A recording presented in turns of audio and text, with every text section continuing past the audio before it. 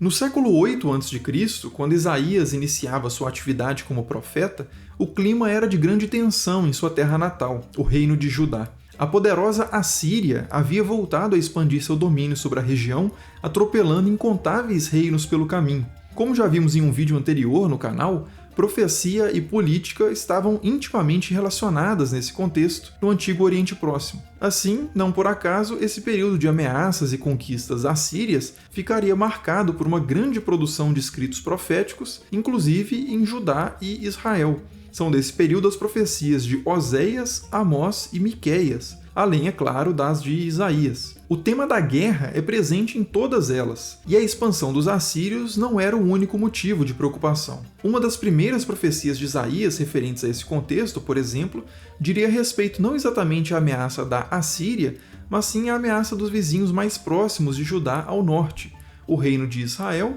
e seu aliado ainda mais ao norte, o reino de Aram, também chamado de Síria, mas não confundir com a Assíria. Essa ameaça se desenvolveria no que ficou conhecido como a Guerra Sírio-Eframita. Mas o que realmente foi esse confronto e como ele ajuda a situar certas profecias de Isaías? Bom, os detalhes históricos ainda não são totalmente claros, mas ao que parece, o reino de Judá teria sido encurralado pela forma como os eventos se desenrolaram na região. Seus vizinhos ao norte haviam decidido formar uma coalizão para enfrentar os assírios. Se Judá se unisse a eles, o bloco ficaria mais forte. Mas se o poderoso exército assírio ainda assim prevalecesse, a sobrevivência de Judá estaria sob grande risco. Por outro lado, se Judá se recusasse a aderir à coalizão, isso também poderia causar sérios danos. Israel e Aram poderiam tentar, e de fato tentaram, invadir Judá preventivamente e instalar um governo mais favorável à sua causa.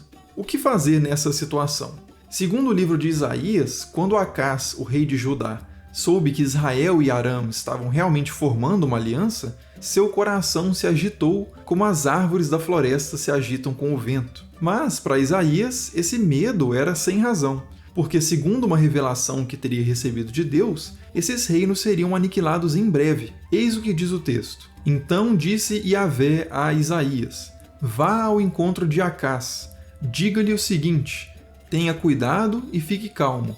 Não tenha medo nem fique desanimado por causa desses 2 tocos de lenha fumegante, por causa do furor da ira de Rezim, rei de Aram e de Aram, e do filho de Remalias, referindo-se a Peca, o rei de Israel, porque Aram, Efraim, que é a principal tribo do reino de Israel, e o filho de Remalias resolveram atacar você, dizendo: vamos atacar e amedrontar o reino de Judá. Vamos conquistá-lo para nós e fazer reinar no meio dele o filho de Tabeal. Assim diz o Senhor Yahvé. Isso não tem nenhuma chance de acontecer.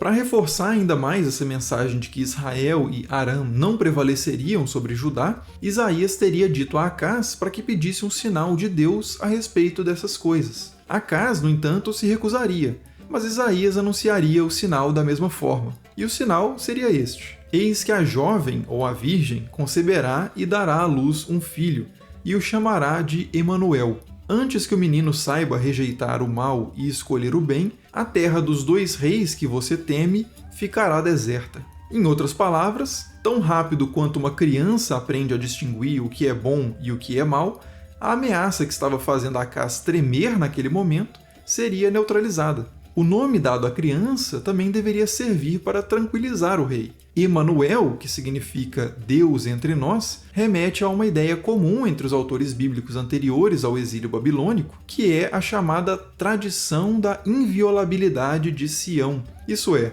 a crença de que a sede do reino de Judá não poderia jamais ser conquistada, pois era a cidade do templo, onde o próprio Deus habitava. Seria impensável que Deus permitisse que destruíssem sua própria casa. Além desse sinal, Isaías insistiria ainda mais na ideia da destruição iminente de Israel e Aram por meio de várias outras imagens, inclusive de nomes de outras crianças, como o nascimento de Maher-Shalal-Hash-Baz, nome que significa algo como os despojos se apressam, a pilhagem vem rapidamente. Mas no fim das contas, nada disso seria suficiente para convencer o rei Acás, que ao que parece acabou recorrendo mesmo à ajuda da Assíria. Se essa ajuda foi recebida ou não, não se sabe ao certo. Até mesmo dentro da própria Bíblia, os relatos são divergentes. O certo é que os reinos de Israel e Aram realmente acabaram sendo devastados pelos assírios e o reino de Judá sobreviveu.